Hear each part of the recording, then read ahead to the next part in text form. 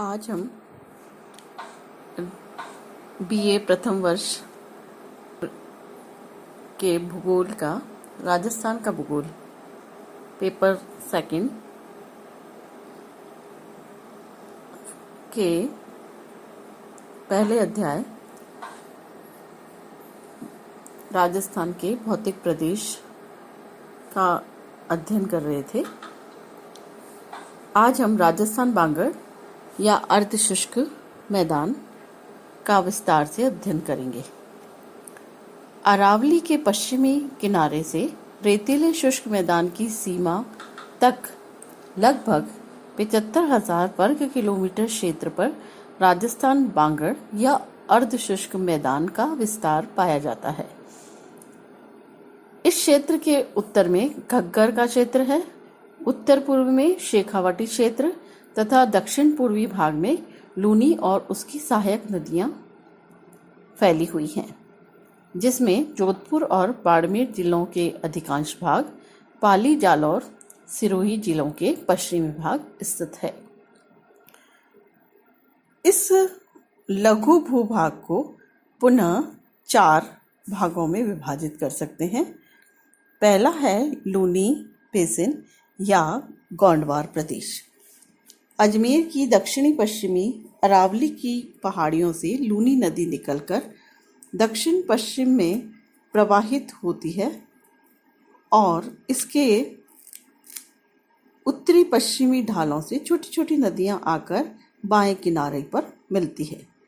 लूनी और इसकी सहायक नदियां जोधपुर जिले के दक्षिणी पूर्वी भाग, पाली, जालौर, सिरोही जिलों में बहते हुए लगभग 34,866.4 वर्ग किलोमीटर क्षेत्र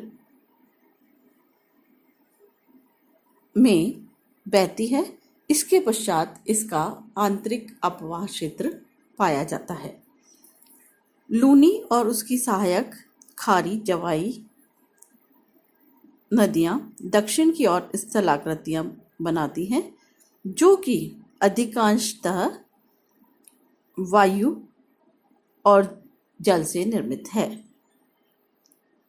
ला टच महोदय ने पश्चिमी राजपूताना की बालू का वर्णन इस प्रकार से किया है, इन्वर्टेड कॉमा में लिखिए, यह बालू दक्षिणी पश्चिमी झंझाओं से लाई जाती है।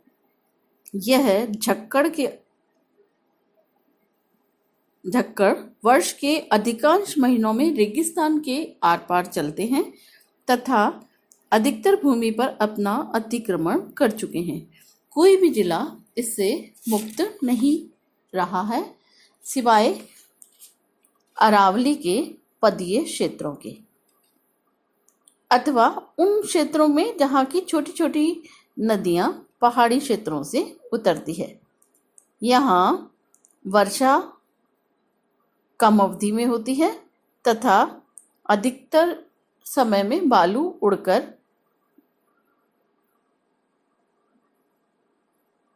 वायु अपर्दित होती रहती है।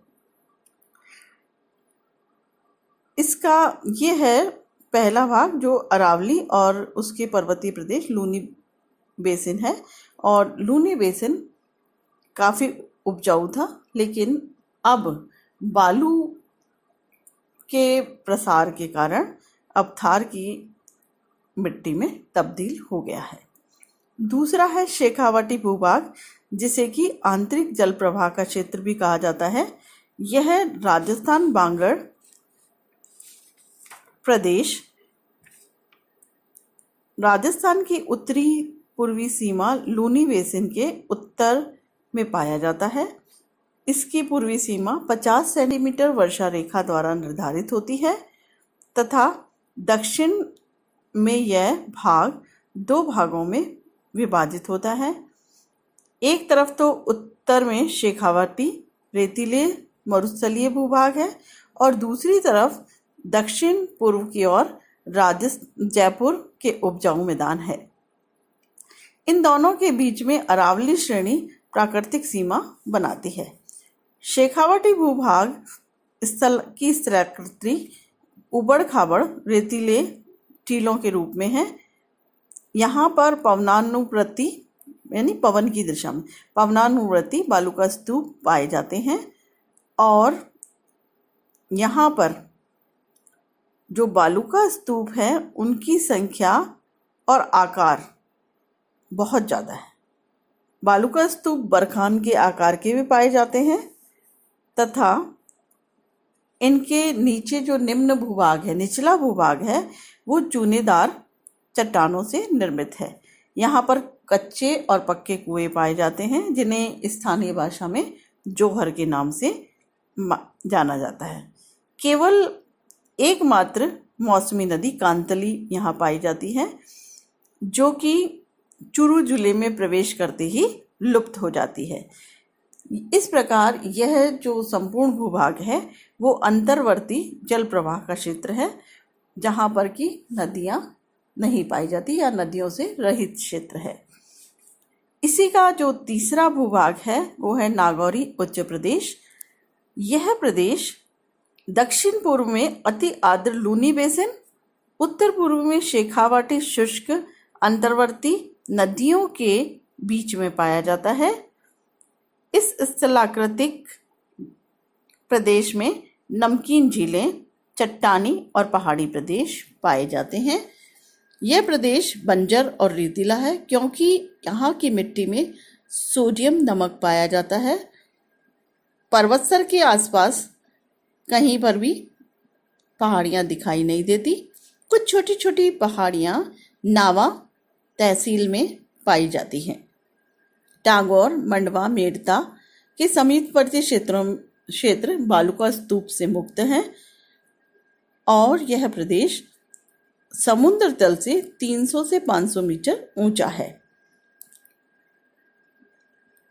यहाँ पर निम्न गर्तों में छोटे छोटे बेसिन जयपुर, जोधपुर, काठी के समीप पाए जाते हैं। इसकी महत्वपूर्ण झीलें सांभर, डेगाना, कुचामन, डीडवाना आदि है। इसी का जो चौथा भाग है घग्गर का मैदान,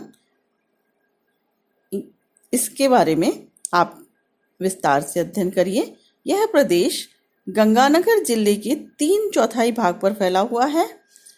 घग्गर, सरस्वती, चौतांग, सतलज नदियों द्वारा हिमालय के पदस्थली के शिवालिक से लाकर जमा की गई जलोढ़ मिट्टी से निर्मित मैदान है। ये नदियां अब विलुप्त हो गई हैं और जलोढ़ द्वारा लाई गई जो मिट्टी है वो भी वायु द्वारा रेत, जो बालू रेत है, उससे ढक दी गई है। इसलिए अब यह क्षेत्र जो है वो भी रेतीला मैदान है जिसमें बालू का स्तूप और बालू की छोटी छोटी पहाड़ियाँ दिखाई देती हैं। इस बालू का स्तूप जो है ये गतिशील है, एक स्थान पर स्थिर नहीं है, यानी एक हवा के साथ ये बालू का स्तूप जो है एक स्थान से दूसरे स्थान को स्थानांतरित होते रहते हैं। इस प्रदेश में घग्गर के अलावा और कोई नदी नहीं है। इस नदी के पाट को राजस्थान में नाली के नाम से जाना जाता है, अर्थात साफ, चिकनी, काली, सख्त मिट्टी की नाली के रूप में है।